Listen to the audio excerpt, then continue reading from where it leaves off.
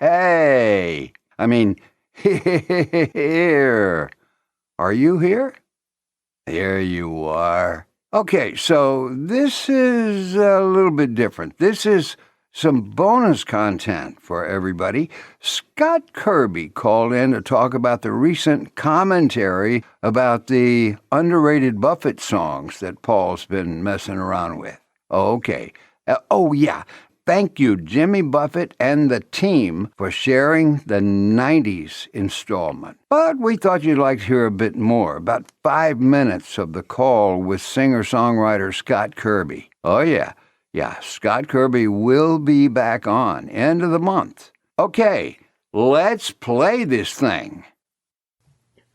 So joining us from Key West, Florida, is singer-songwriter Scott Kirby, who, among his many, many stories, he's also served as a guitar tech for Jimmy Buffett. And I would like to know from you, these songs, these more obscure songs, they don't necessarily have an audience for everybody. How do you see, in terms of the future, these kinds of songs, what kind of place they will have, if any? Well, I think we're speaking of the fact of the influence of streaming sites and how the album as we know it, for people from my generation, may not exist on a large scale moving forward, which means artists aren't going to sit down and write 10 or 12 or 13 songs. They're going to write 2 or 3 songs focused to be played streaming, on these sites. So all of us can go through our history of our favorite albums, and more often than not, there are 5 or 6 back cuts that are our favorites. Everyone has their own different favorites. Even if albums are written, those songs are never going to be heard because no one's going to be buying albums. But even more troublesome is that the songs won't even get written. Will Don McLean sit down to write Vincent? Or is he going to write American Pie? Or will He Went to Paris by Jimmy Buffett ever even get written? Because maybe the business people say, well, that's not going to be catchy, or that's not going to be streamed, or will, James Taylor, write Sweet Baby James, or, it's just, if you sit down and think about it, it's just really disturbing. And I think the next generation will have to find a way to figure it out, because artists will be artists. But I think it is something to think about.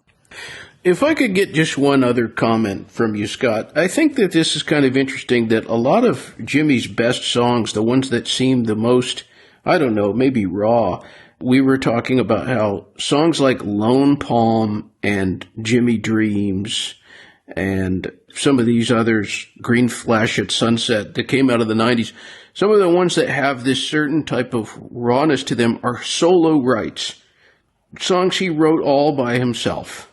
What do you think about that? Well, I'm a big, I've not co-written many songs on my 10 albums. I've co-written 7 or 8 songs in my career. I've just kind of I find it a solitary process. My songs probably would be a lot better if I had collaborated more. And I love writing with the people I've written with, Pete Mayer and Russ Kunkel and Matt and Andy Thompson and others. But I do look at someone like James Taylor, who I believe 98% of his songs are solo compositions. And there are many other artists that way as well. So I think in the case of Jimmy, who later in his career did collaborate a lot, when he did write those solo pieces, they had a sense of authenticity that harkened back to the time when he was writing 80 or 90% of his own songs. So I just think it's a natural thing. All right. Well, thank you, Scott. My pleasure. I appreciate the quotes. Well, I hope you can use them. All right. Well, I will be seeing you next month. Yes. And I think I text you, I'm coming up on Saturday, so anytime Sunday or Monday would be, whatever's convenient for you would be fine with me. Okay. Maybe that's Sunday. Okay. Perfect. All right. I'll talk to you soon. We'll be in touch. All right. Bye-bye. Adios.